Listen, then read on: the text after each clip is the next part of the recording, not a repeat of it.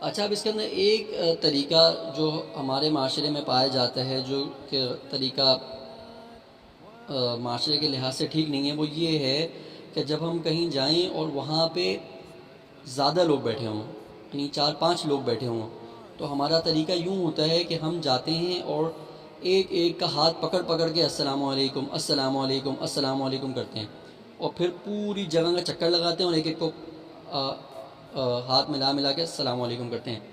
بلکہ بہتر طریقہ یہ ہے کہ ہم جب کبھی کہیں جائیں تو وہاں جا کر، مثال کے طور پر ایک کمرہ ہے، کمرے میں کہیں لوگ بیٹھے ہوں تو وہاں جائیں اور زور سے السلام علیکم کہہ دیں۔ اس طرح سے سب کے لیے سلام ہو جائے گا، نہ کہ ایک ایک کا ہاتھ پکڑ کے اس کو سلام کیا جائے۔ اس سے لوگوں کو تکلیف بھی ہوگی اور خود کو بھی تکلیف ہوگی، تو بلا وجہ کہ ہم اپنے آپ کو تکلیف میں ڈالتے ہیں، تو یہ طریقہ بھی ٹھیک نہیں ہے۔ بس جائیں اور دور سے سلام کر کے اور سب کہہ دیں وعلیکم السلام، اور اگر ان میں سے کسی ایک نے بھی وعلیکم السلام کہہ دیا اور تو بھی درست ہے، لیکن بہتر یہی ہے کہ سب ہی اس کا جواب دے دیں۔ اور اگر کچھ مختلف لوگ ساتھ جا رہے ہیں اور وہاں پہ مختلف لوگ بیٹھے ہوئے ہیں اور جانے والوں میں سے کسی ایک نے سلام کہہ دیا السلام علیکم، اور وہاں پہ سننے والوں میں سے لوگوں نے جواب دے دیا وعلیکم السلام، تو یہ تمام جن میں سے سلام کیا گیا ہے ان تمام لوگوں سے کا سلام ہو گیا، اور جنہوں نے جواب دیا ہے تو ان سب کو جواب ہو گیا۔ تو یہ طریقہ ہونا چاہیے۔ اچھا، اور ایک طریقہ جو کہ غلط ہے وہ یہ ہے کہ ہم میں سے بعض لوگ سلام کرتے ہیں اور اگلا بندہ جواب نہیں دیتا، وہ ہاتھ ہلا دیتا ہے خالی، یا صرف شیک ہینڈ کر لیتا ہے، تو یہ طریقہ بھی درست نہیں ہے۔ جیسے میں نے پہلے بتایا کہ اگلے بندے کے اوپر واجب ہو چکا ہوتا ہے کہ وہ سلام کا جواب دے۔ ایک بات اور، وہ یہ کہ ہم اکثر دفعہ دیکھتے ہیں کہ ہم گئے کہیں اور وہ بندہ مصروف ہے، اور وہ مصروف ایسا ہے کہ وہ قرآن پاک پڑھ رہا ہے، ہم جا کے کیا کرتے ہیں السلام علیکم۔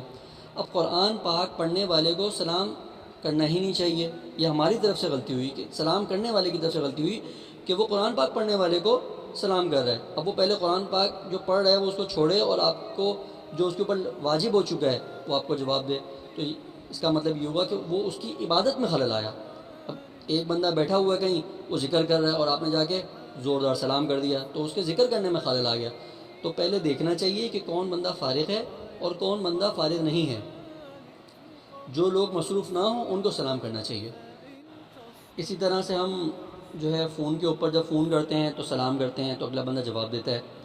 اچھا، اس کے اندر تو سلام اور جواب ہو جاتا ہے، لیکن جب ہم کسی کو میسج کرتے ہیں اور ہم اس کے اندر لکھتے ہیں السلام علیکم کیا حال ہے، تو اگلا بندہ اکثر دفعہ یہ دیکھا گیا ہے کہ وہ وعلیکم السلام نہیں بھیجتا، وہ آگے سے جواب دیتے ہیں ہاں میں ٹھیک ہوں۔